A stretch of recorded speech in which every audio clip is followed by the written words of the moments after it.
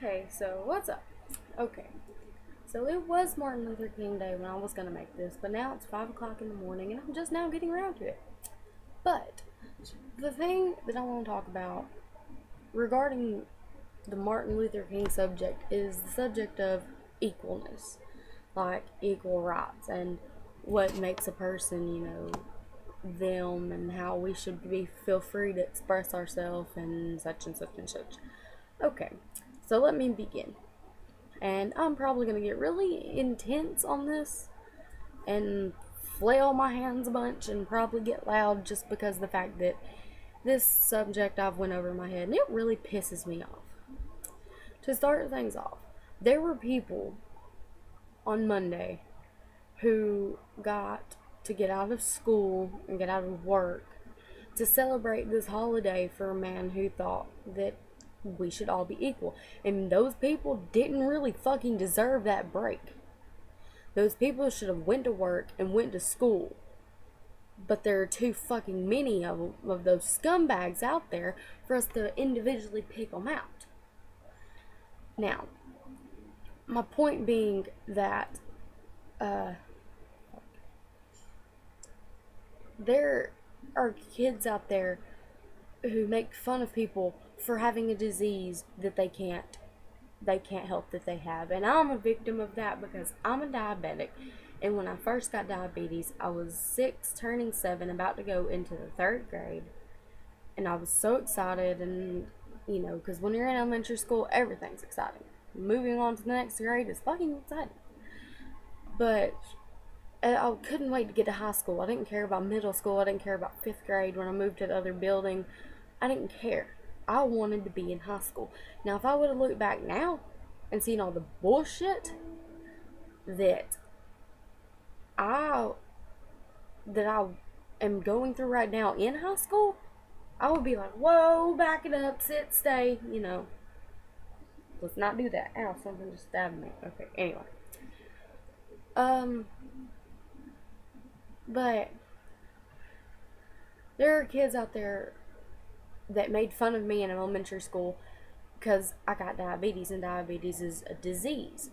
But it's not contagious, they heard disease, and I was immediately labeled as the girl with the STD. These ignorant fucking people thought that diabetes was an STD, and they would not drink out of the same water fountain as me. They would not use the same stall after me in the bathroom. The glare off my glasses was pissing me off. Can't fucking see, but oh well. They wouldn't even, sit next to me. They wouldn't want to touch me. On the playground, I was the little forever alone kid who didn't have detention at recess, but would sit with all the kids who did alone at a little table because nobody wanted to play with me. Nobody wanted to talk to me. Nobody. And when you're in a situation like that, it warps you for life. So immediately in elementary school, I became the outcast. So I just fucking went with it. And I decided that as I grew up, the stuff that I started to like, I wasn't going to hesitate about liking it. I was going to openly express whatever the fuck I wanted. And I turned into the little screamo kid in about 5th grade. I started listening to, what the hell were they called? I don't even remember what this band was called. All I know is that they screamed, and I was all about it. And then come 6th grade, I found out about Asking Alexandria. And Asking Alexandria, then and today, has become my all-time ultimate favorite, and I've never been this obsessed with them in my life. Band. Yeah. And, then I went with that. And I dyed my hair, and I shaved my head, and I stabbed myself in the face.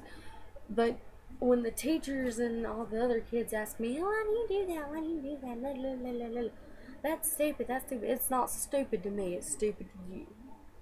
And your opinion wasn't asked for.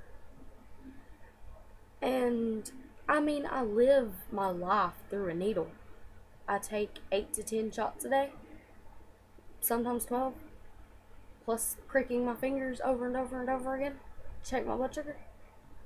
And every time I get sick, no matter what it is, cold, stomach virus, doesn't matter, I get an IV. It doesn't matter what it is. And people don't understand that. And I have a pouch of little, I call it my pouch. People made up a rumor that I was pregnant because I was fat. No. Fuck you. I'm not fat. It's called swollen scar tissue because this right here, this, you see this? This is my medicine. This is a needle. It goes in my stomach almost. This one goes in my stomach every day at 8 o'clock. 8 o'clock at night. Every fucking day. This much. See? That much. Right there. I click it. It all goes away. And bam. I have another one looks exactly the fucking like it, except it's blue. That one goes in there almost every time I eat. Every single fucking time. Yeah. And every time my blood sugar's high, which is always because it's not regulated. So, whoever created the rumor that I'm pregnant can suck my fucking dick. And anybody who's done this to any other kid. I mean, like, I'm not the girl you call fat. And the boy who's in my situation is not the boy you call fat. The girl and the boy who have emotional issues and eat their feelings are not the boys and the girls that you call fat. The boys and the girls who have chemical imbalances to where they cannot lose weight at all. It's impossible. They have to get a surgery. Are not the boys and the girls that you call fat. The boys and the girls you call fat are the lazy fucking slobs who sit on their ass all day, play on the fucking internet, watch TV, and eat all fucking day because there's nothing better to do. They don't get up and get a job when they're perfectly capable of it. Nothing's wrong with them. They just want to sit there and do it. They're lazy. Like the average fucking American.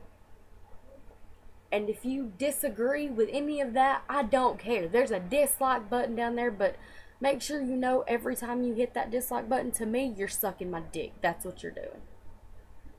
That's just how the fuck it is to me. And also, the boys and the girls you're calling ugly, they were born that fucking way. And to them, you're probably ugly. And honestly, if you're making fun of anybody for any reason whatsoever, you're ugly. On the fucking inside. And ugliness on the inside is not attractive. Because it's gonna cause you to lose relationships, lose friendships, and not just boy and girl make out fucking relationships, no.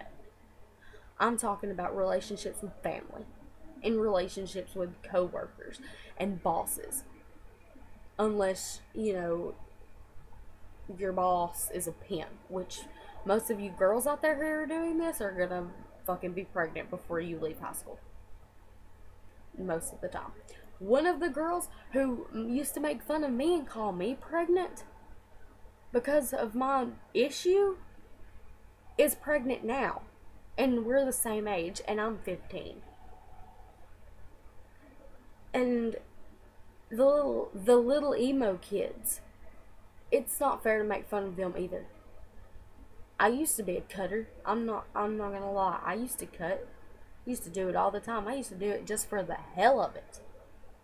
But I mainly did it when I was depressed. And I mainly did it, the one time I done it the most was when my grandma died. And I have a best friend who's a cutter. It's not the way to go. It's not the way to live. It really isn't. And if you do cut, you should try your best to get help. And if you don't know anybody, not a friend or family member who you think you can trust and talk to, message me on YouTube, my Facebook. I'll put it in the description. I'll talk to you. I will help you. I mean, I sound like a bitch, but I'm a nice person. It's just these bitches that piss me off is when I become a bitch. When bitches push me too far. And Hugh Hefner, for all you guys out there, Hugh Hefner actually said, a guy on Twitter asked him, how do you get so many bitches? And Hugh Hefner replied and said, I get them or something because I don't call them bitches. A little bit of respect will take you a long way. And it's true. And just all these scumbag guys out here who are making girls think this right here and, you know, this makes you pretty. No, it doesn't. It really doesn't. What do you see? Do you see beauty in this? Besides the color, besides the design, do you see beauty in this? Because I don't. Because beauty to me is,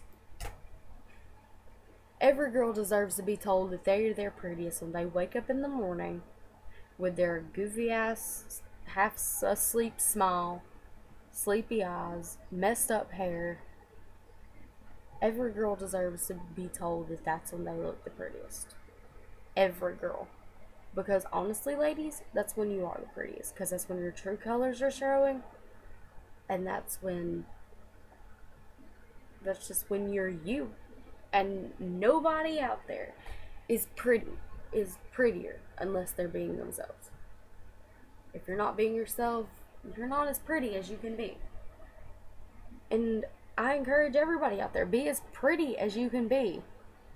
And what I mean by that is be your fucking self.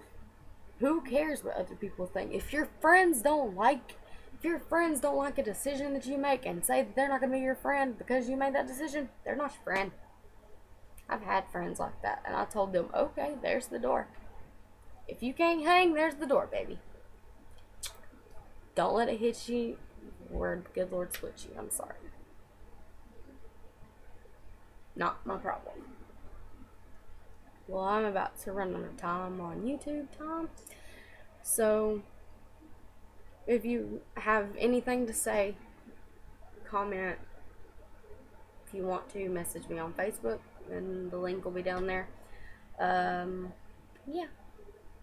Talk to you guys later.